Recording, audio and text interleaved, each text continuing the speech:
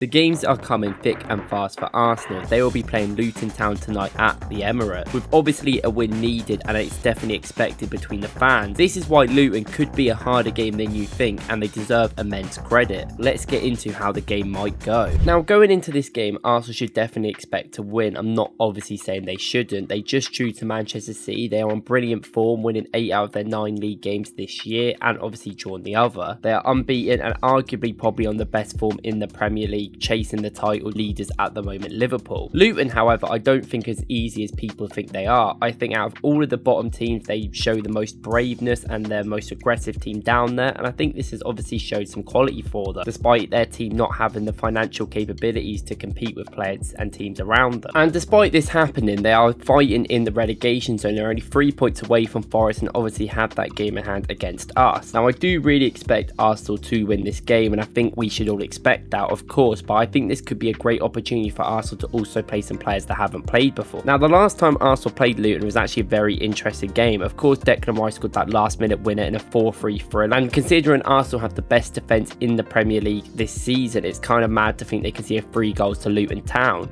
But Luton Town at home have been very good in the league, well, at least competitive, making it hard for big teams to go there and win, and often every single game is 1 or 2 goals matter. The Premier League this season, they have lost 18 times, and actually 12 of them have been by single goal margin. They've also lost 4-3, 4-4, obviously lost 4-3 to us as well, and they do like scoring and being very aggressive on the ball. This, coupled by the fact that I think Arsenal did some new systems and tactics when we last played them, meant for a very entertaining game. And in that game, we actually saw Odegaard drop a lot deeper, and being one of the first times he did that. Now, it kind of worked in this game, but it was a lot different effectiveness. We had Havertz in that midfield role when he came up and made the 2 up front with Jesus. And when he won the headers on from the duels in the air from goal kicks, he actually ran into an elevated position, making Jesus come back. Now, I think we can all agree that Kai Havertz is going to be a striker for the rest of the season. I don't see, without him getting injured, him being dropped, because I think it makes Arsenal better in that position. He's better at pressing, and it's a lot more complicated getting him to play in midfield and run up the pitch to play with Jesus. And even though I don't think Luton are necessarily to be too aggressive as they were at home away at the Emirates, I think they will definitely try a lot more than some teams have come in there. And I think Arsenal need to be cautious of who they play and how they play. They can't expect just to pen Luton back into their final third. They're going to want to push out and especially push a lot forward. And we saw the amount of goals they scored against us last time. They're definitely a threat on the break. Now, you could say there was definitely mistakes from David Wright in that game, and I do think from corners we were exceptionally poor, which we have obviously improved since then, and we've barely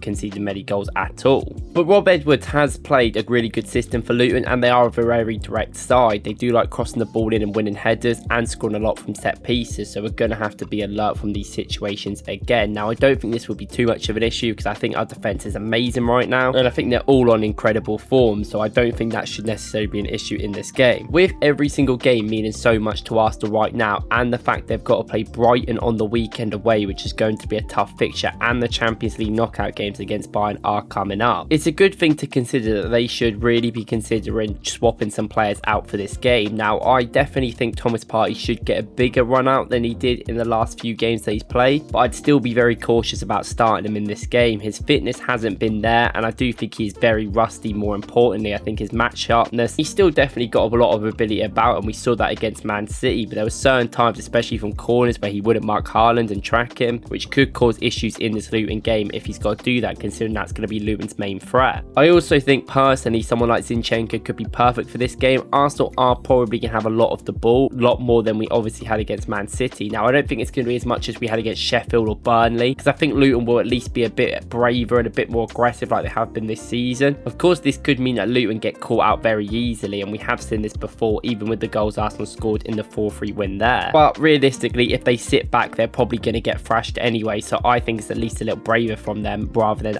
just letting it happen. So maybe having Zinchenko on the ball might push them back a bit and give Arsenal a lot more control in the game. It's also good to give Zinchenko a run out, because I think we've all kind of moved on from him, or at least forgot about him for this side. People say that he's a phase 2 player and we're moving into phase 4, which is valid, but he's definitely still got something to offer. And in games where teams aren't necessarily going to have the most attack and threat that we're going to have, it's probably okay to play him. But obviously we've got Tommy and Vieria who still need game time, and especially Tomiyasu I think needs to get more sharpness because he hasn't played much recently, and I think they're probably going to be our main options going into the future. But you don't want either of them to get injured, especially when we've got big games like Bayern coming up, where I think one of them is guaranteed to play. Now, when we played against Luton, I was actually very impressed by their style. They actually put a lot of pressure on Arsenal's defence and actually showed conviction actually trying to get the ball back, which a lot of teams don't try against us. Now, they mostly defended also in a 5-4-1, and you could see this more defensive at the Emirates, but I actually think they'll probably set up with the same system. This will allow players like Gabriel to get more up the pitch, but also is the threat for the Luton break. Odegaard coming deeper could be very important, again being able to bypass some of the midfielders with brilliant passes and help the progression up the field. But someone like Zinchenko could also be very helpful in this role, and if Zinchenko is playing, you don't necessarily need us all to come back. And a lot of the times, because the pressure that Luton actually put on the team, we ended up just lofting the ball high to Havertz, which I think will probably be another thing we do in this game. That's why I'm very interested to see who we actually play in midfield. I think Thomas Partey could be a brilliant option for this game, and you could play Jorginho, but I couldn't see him going for Jorginho. He's a bit of a pragmatic style rather than a more aggressive one against Luton, who are going to be very quick on Jorginho anyway and probably stop his passing lanes. And I think, funnily enough, the most important player for Arsenal in this game is actually going to be someone like Ben White, who could be a bit of a surprise. I think in the game against Luton, he showed great awareness a couple of times to do that overlapping run on the fullback and help Saka on a 2v2 or 3v2. If he can continue to run and be a lot more braver than he was against Man City, going through and getting the crosses in, then I think this is going to help us a lot against Luton. I think when we can get players in the box like Havertz and other players, if we have so much midfield pressure, then I think it could be a lot of an easy chances to score headers. And Ben White had a weird game against Luton last time. He got a great assist and was brilliant going forward, but also in defence he definitely looked like his injury was causing him to be quite hesitant of making a tackle and being quite bad at trying to get there. And considering I think Ben White has been our best player this month, which I've done another video about, I think on this form and the fact I think his knock has kind of been nullified or not really there anymore, I think I can expect him to get at least a couple of assists in this game if Arsenal are able to keep their attack and pressure. Now, Luton are a weird team because there's some games where they completely capitulate in defence and get found out, but they always seem to finally score goals as well, so that's why all their games are quite high scoring or even low scoring. If Arsenal can get some early goals, I expect Luton to fully go for it and actually commit completely and probably get some goals more than teams like Man City have even got against us this year, because Luton's attack and threat should definitely not be underestimated. And maybe with the fluidity of Arsenal bringing some players in like Zinchenko, like Thomas Partey, who haven't played too much this season, could cause some issues, but I think overall it's going to be needed if we expect these players to come on or at least have some impact in the rest of the season, which we're going to need with the amount of games we've got to play, especially with the Champions League coming up, and a lot of players need to make themselves known. If not, they'll probably have to be sold in the summer, and I think even people like Partey will be, but this is a good chance to show his worth near the end of the season. What do you guys think is going to be the outcome of this game, and do you think Arsenal are going to thrash Luton, or do you think it's going to be a lot closer than some people think? And who do you actually think is going to play? Will Thomas Partey finally get a start, or maybe not? Let me know down in the comments, and if you like this video, please like and subscribe, and watch my video yesterday where I go through why Saliba and Gabriel are the best partnership in the world. Thank you for watching.